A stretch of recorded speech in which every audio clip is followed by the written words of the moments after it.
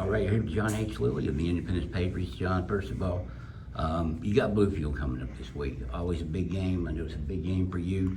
Can you just talk about Bluefield and what challenges they might offer? Well, speed, more speed, and but here's the biggest thing, they're still the measuring stick in Southern West Virginia. And I believe from the minute we walked in the door, we said we wanted to build our program to be as close as we can to them in Fairmont. And, we continue to do that. And hopefully we can do that. The next stage for us is being consistent at doing that. And so it's a huge game. It's a big game. And, it'll be an exciting game. It'll be a fun game. Two of the best young quarterbacks in the area. And I've heard, we know Brock Green just he was the first team All-Stater, but Max Simpson for them is climbing that same ladder, same trajectory. So it'll be a real good chance for people in the area to see two of the best young quarterbacks, maybe in the state. Well, yeah, we've known Max as a good ball player. When he came up here in the middle school, we played against each other in the middle school, so we're very familiar with each other. Yeah, Max is a great quarterback. There's no doubt. We got a ton of respect for him. I know how hard he works in the off season. I know he goes to the quarterback camps and goes all over the place. So nothing he's done is a surprise. I think he does a great job. I think we all have a lot of respect for him. And but you're right. It'll be fun to watch two of the better young quarterbacks in the state play against each other. The biggest thing is it's we can't get caught up into that. It's Independence versus Bluefield, and who's going to execute. And I think that's how they'll win. I don't think it's going to be Brock versus Max. So well, I mean they don't have anything to do with the right, defense. right. So not exactly that, but it is just a good gauge to see, and I'm sure both of them enjoy playing in a game where they're going to be going against another guy that's considered, Well, I think kind of in the same. Yeah, realm. I think regardless of what happens tomorrow night, both quarterbacks has lit up some pretty good teams. I mean, Herbert Hoover's pretty good team. Fairmont, the two Ohio teams, they're pretty good teams, and of course that you go against Graham, Princeton, and Bluefield, and Beckley. They lit those guys up. So we just hope we can slow him down a little bit. I don't think you stop him at all. I think you just try to slow him down, and that's what we're going to try to do, is just try to slow him down a little bit.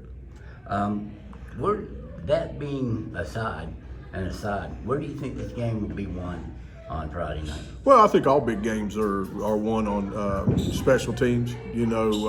Can you grab that door? All right. I think special teams will play a big play in it. Always does in big games. Who can come up with a big play? I think what defense can eliminate the explosives, there'll be a big play on it. And and I think the offensive line and defensive lines, who's going to step up and perform there will have a big role in it. So, I think it's just two good football teams that's going to play each other. It's lots of fun. Dave, I'll say this. 6 years ago, if you would have told anybody in Southern West Virginia that Independence would be playing Bluefield for, number 1, number 3 ranked in the state, I think everybody'd laugh. All right, so we're trying to chase something. They're trying to chase something. It's going to be a fun game, and we've met each other a second time in the playoffs, so that could very well happen again this year. So we're just going to go have fun. Tell me about your two players. You have two brothers on the team, the Phalins. Just tell me what they mean to this squad. Well, they're the heart of the team. We found out last year when their mom passed away, just how important the Phalin family is to our program. She was one of our football moms, and that was a tough one to swallow, especially late in the playoffs, going into the semifinals when all that happened. And I know she's probably looking down right now, very proud of her two boys, because they're the heart and soul of our football team. They might not get the first team All-State, they might not get their name in the paper a lot, but they're the heart and soul of our team. Well, I've lost which one is the oldest boy. Just tell me about Landon first. His position and what he does for the team. Well, Landon's the quarterback of our defense. He's been the quarterback of our defense for 3 years, and he's very important. I'm not sure we get lined up right if he's not out there. So, I've got he knows I got a lot of confidence in him as a player. I love him to death. He's here today, sick as a dog. We've had the crud run through our team the last couple of days. He could have probably took the day off. He's feeling that bad, but he come out here and practice today. Hopefully go home, get some chicken soup and feel better tomorrow, but he's feeling puny today.